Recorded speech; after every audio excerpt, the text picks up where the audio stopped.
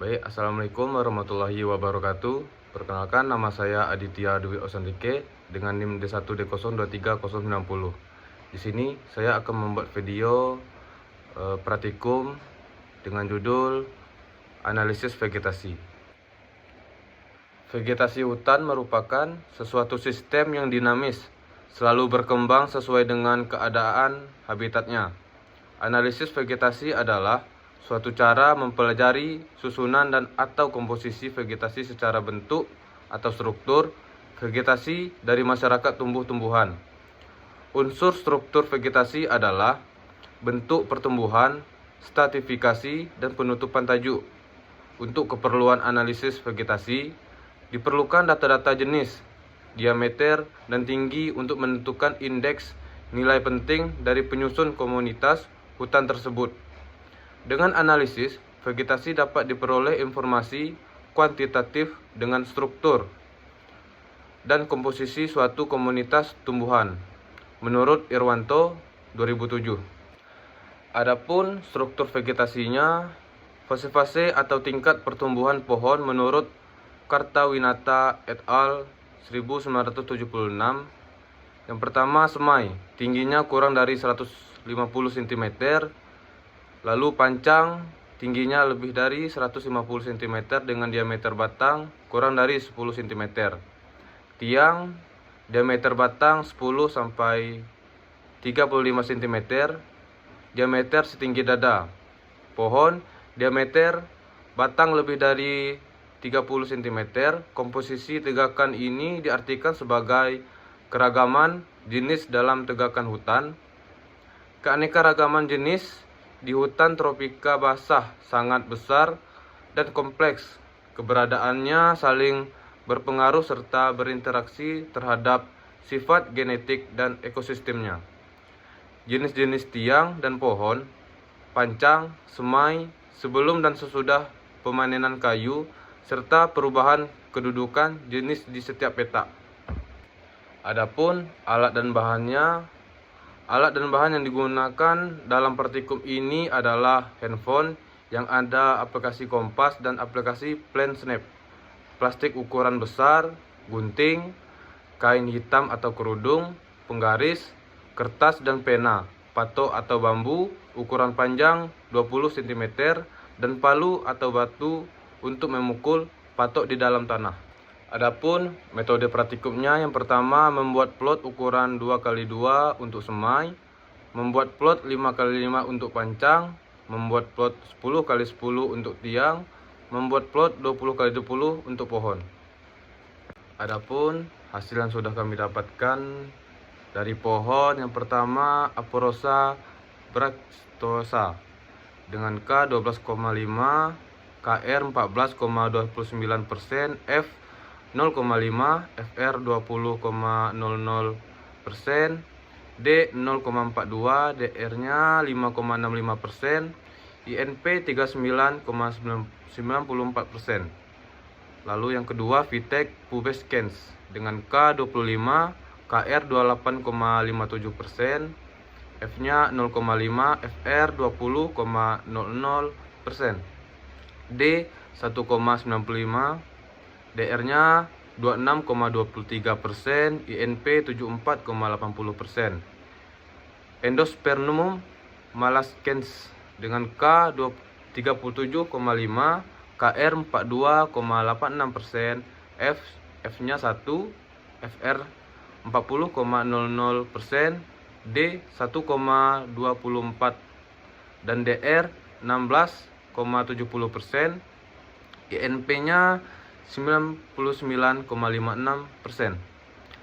Lalu yang terakhir Sindora leioscorpa dengan K 12,5, KR 14,29%, F-nya 0,5, FR 20,00%, D 3,82, DR 51,41%, INP 85,70%. Lalu di tiang, yang pertama Vitek pubescens dengan K 50, KR 16,67%, F-nya 0,5, FR 25,00%, D 0,5, DR 16,67%, INP 58,33%. Endospermum malescens dengan K 150, KR 50,00%, F1 FR-nya 50,00%, D 1,5, DR-nya 50,00%, INP 150,00%. Lalu yang terakhir Alstonia scolaris dengan K 100, KR 33,33%, F-nya 0,5, FR 25,00%, D1, DR 33,33%, INP 91,67%.